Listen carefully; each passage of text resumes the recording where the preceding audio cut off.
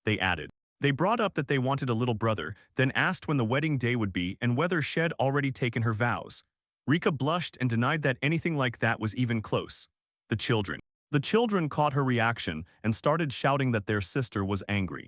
Arova thought to himself, even if they never cleared up the misunderstanding, they still managed to have a good time together. He noted that. River Senpai returned to her usual manner of behavior. Noroa remembered that the children were tired after the whole day and had already fallen asleep. He quietly thought, it was long past late outside, so it was time to get ready his meeting with Loris. Noah told his senpai that he had to leave, but the next moment he suddenly lost his train of thought. She was not nearby, he noticed.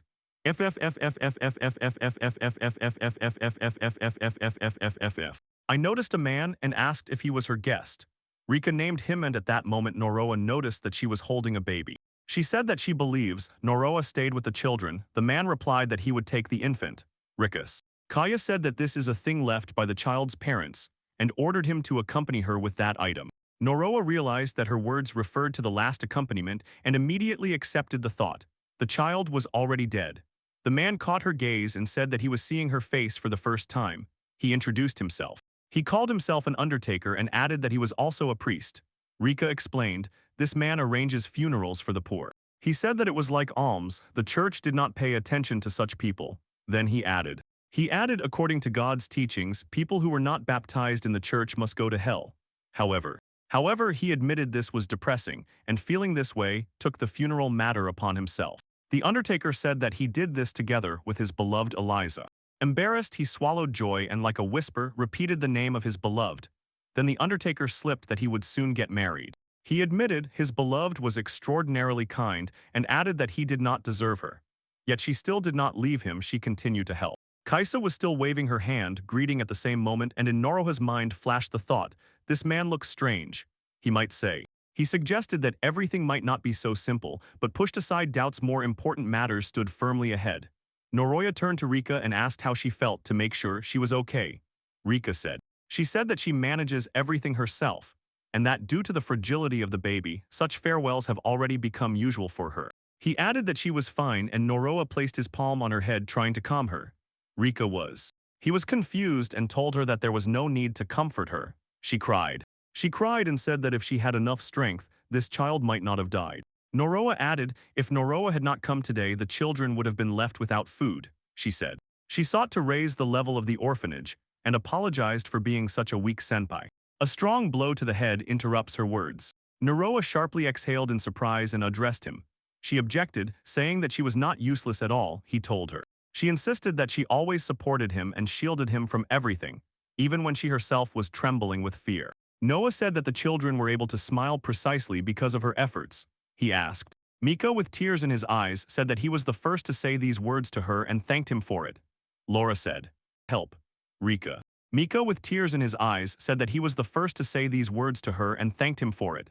Laura said. He said that Phantom was late. He apologized and explained that he was delayed on the way because he stopped somewhere. She stated that she has materials from the investigation conducted today about the Undead King. Tim stated that he does not need them, he already had his own theories about the Undead King. He said, they say the festival is scheduled for tomorrow, and if everything goes according to plan, Chester will be doomed. Phantom heard that the fear of the cursed gear must disappear from the city. He said that he would have to collect the last of the cursed items scattered throughout this area. He also added that it is these very things that cast a shadow over people's lives. He stated that the Undead King cannot be ignored. Then he announced that the time of Phantom has come and immediately moved on. Tucker said that he still cannot get used to this hard, gloomy work that drains all his strength. Pfizer replied that nothing can be done to change this, and that it must be accepted as inevitable. Edge turns to Eliza and asks if she remembers the words she herself spoke before. In his head those words still rang, if she dies he must erase her from memory. Undertaker. Another requisitor replied that it is impossible to erase from memory even if he really wanted to. He again heard the voices of people who once insisted that they could not bury the unbaptized, and these words reached him. They spoke about the corpse of a woman and claimed that it was thrown out with the trash. Then they added, nothing can be fixed now, and that is exactly what God wishes. These people. He was also told that his beloved was already in hell. Eliza, addressing him, asked to make a little more effort. Undertaker. Tucker sighed heavily and said that everything was almost ready. so that he would see her again soon. Therefore he asked not to be disturbed. High Master of Funeral Rites. The Undertaker addressed Phantom directly, calling him by name. Juju R. Juju threw a remark. The Phantom has already become famous and said it out loud. The Phantom cut in response. He is not happy about this fame at all, he stated. He stated that he came there only to steal the Undertaker's equipment. Adam threw out a thought. Maybe it is worth calling this man the King of the Undead. Another hunter declared that Phantom is real just like the rumors, and then asked him to stop looking so creepy and holding that threatening gaze. Eliza got scared. Phantom replied, when the conversation was about that person he saw only a lifeless body. And he continued. The local residents of this city, accustomed to deadly armor, seemed to notice nothing strange. Phantom immediately understood what was happening and clearly grasped the mechanism itself. He stated, the Undertaker probably has some item that allows him to control corpses. Undertaker admitted. He realized that Phantom had miscalculated and added that Eliza's beauty was recreated by assembling many different materials. He explained. She explained that it was a work that brought her appearance as close as possible to how she looked when she was alive. Another Reaper added that he had to face problems. The skin he got from this child today turned out to be insufficient. However, he assured that now he could finish what he started, in his thoughts. The ghost caught his own feelings and suddenly noticed a pendant that had special meaning for him. The ghost remembered how the feelings of his senpai Rika hurt. The Undertaker was sneaking up. Undertaker stated that the conversation was about Rika and that her eyes would perfectly suit Eliza. He proclaimed. He stated as soon as he gets those eyes Eliza will finally be complete. The Phantom interrupted him and promised that he would not allow this to happen. He also added that he would have to stop the Undertaker. The director replied, then there is nothing to be done. He said that. By his command, the crown of death raised the dead from the ground. The Phantom finally realized. The corpses moved from their place, obeying the Undertaker's order. Tucker declared that he is the king to whom all the dead submit. He announced, the sinner who stood in the way of him and his beloved Eliza must perish. The dead bodies lunged at the Phantom, trying to tear him apart. The Phantom declared that this man is not a king. He also emphasized, whatever the Undertaker does, his beloved will never come back to life. Usever Undertaker sharply cut him off. Be silent. The Phantom replied that before her is not a woman but only a corpse assembled from many fragments. Undertaker. The coffin bearer fiercely twitched with rage and growled, ordering the Phantom to be silent and shut her mouth. He repeated these words again and again, demanding silence as if pressing the sound to the ground. Then he insisted that Eliza would definitely return to life, and assured. He convinced himself that he would overcome this relying only on his own strength. The ghost immediately noted, the number of corpses is too large. He understood, although each of them has their own weak points, fighting such a huge crowd of enemies is incredibly difficult. The Phantom realized, as long as the Undertaker gives orders to the dead, it will be impossible to get close to him. And he understood this. If everything continued on the same path, he would have to draw on the power of Chinemaru. But suddenly, a new thought flashed in his mind. Phantom members He mentally reached out to his ally Cuckoo and asked her for help. Cuckoo responded. She replied that she would take care of everything herself. She unfolded her ability, shaping it into a technique called Parasite Palace, and launched its full deployment. In surprise, Undertaker sharply exclaimed, catching sight of what was happening. Phantom mentally noted, the palace began to rise around him and the battlefield completely changed in moments. He realized. Understanding that everything was now on his side, Cuckoo turned to Phantom and asked if he was satisfied with everything. Phantom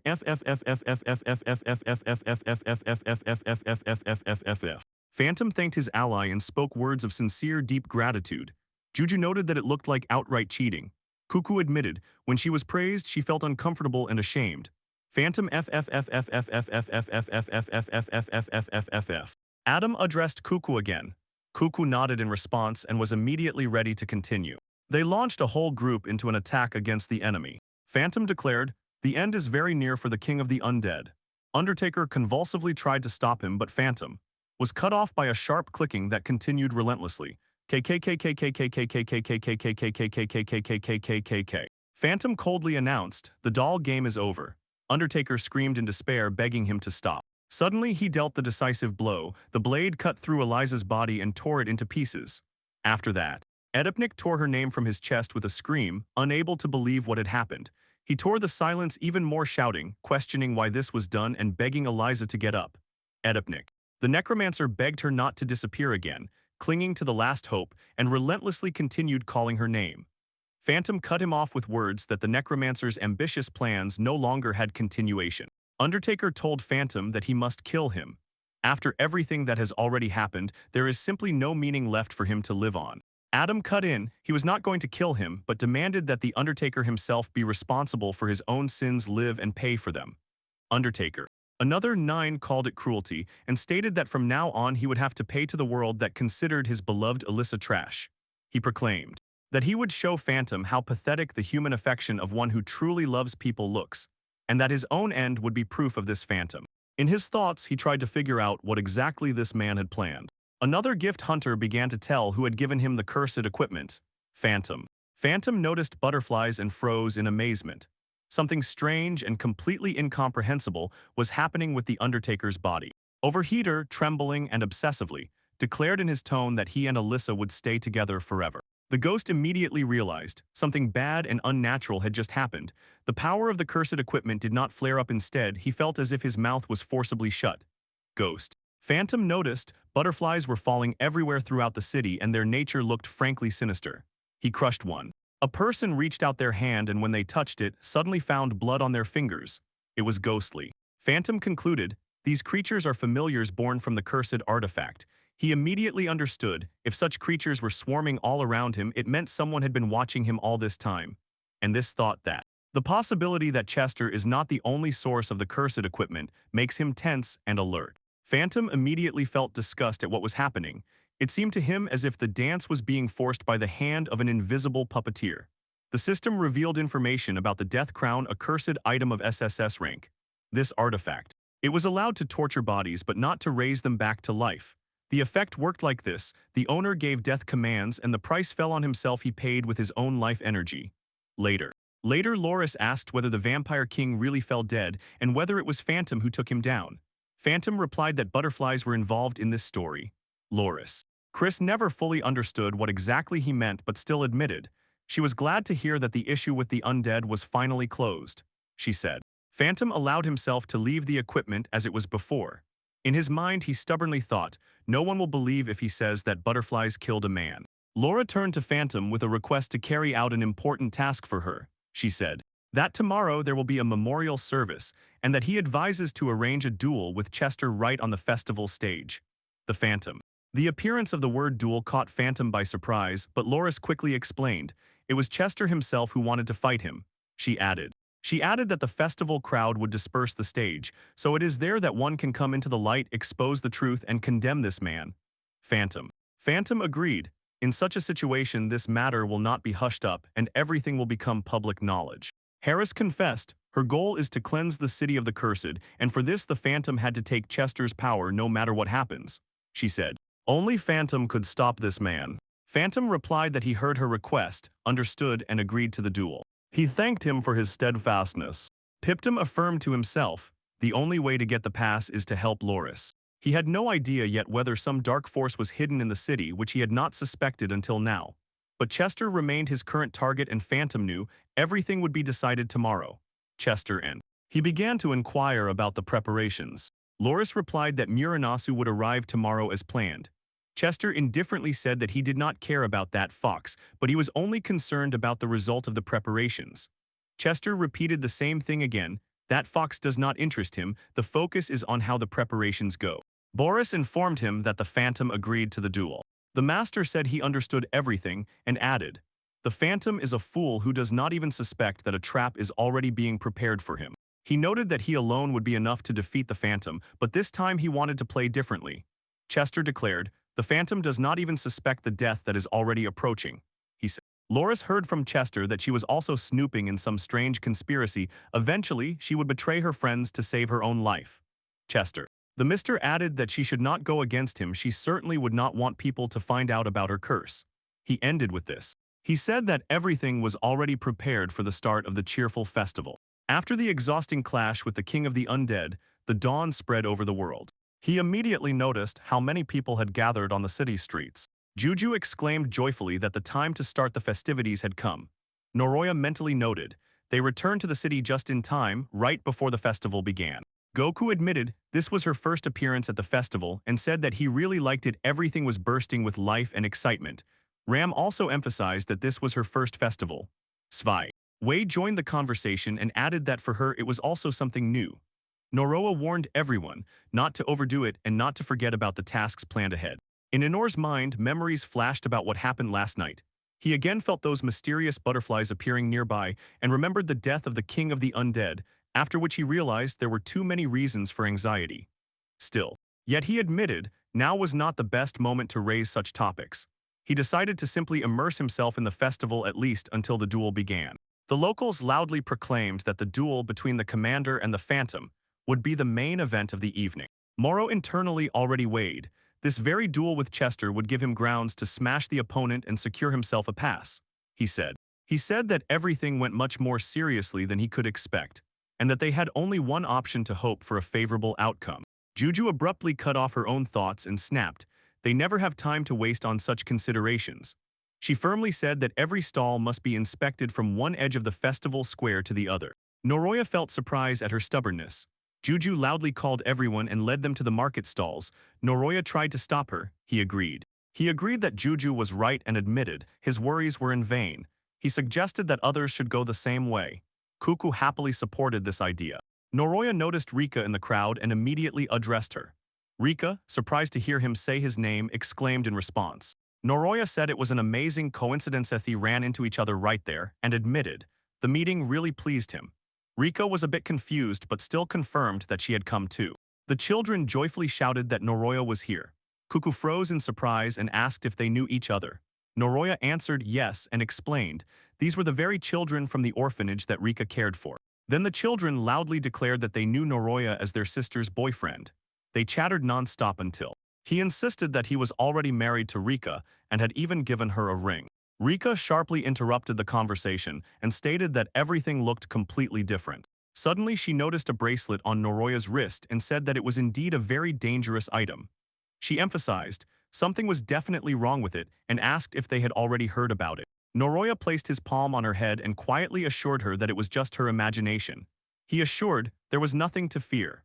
Riko snorted indignantly because he was teasing her, but then she softened a little. Thus they ended the meeting with Rika. They continued to slowly stroll through the city streets, soaking in the festive mood. When they noticed the sunset, they immediately understood the day was coming to an end. Juju said that she really liked how quickly time had flown. Goku admitted that she really liked everything without exception. Noroa noted that sometimes it is useful to just rest like this. But he said it was time to start the duel and just then they heard a voice addressing them with an apology.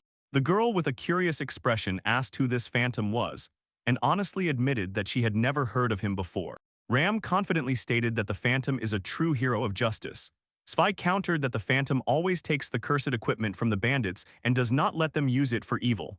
The girl barely smiled and again spoke words about the hero of justice as if she herself did not fully believe them. Noroya thought, this girl looks strange.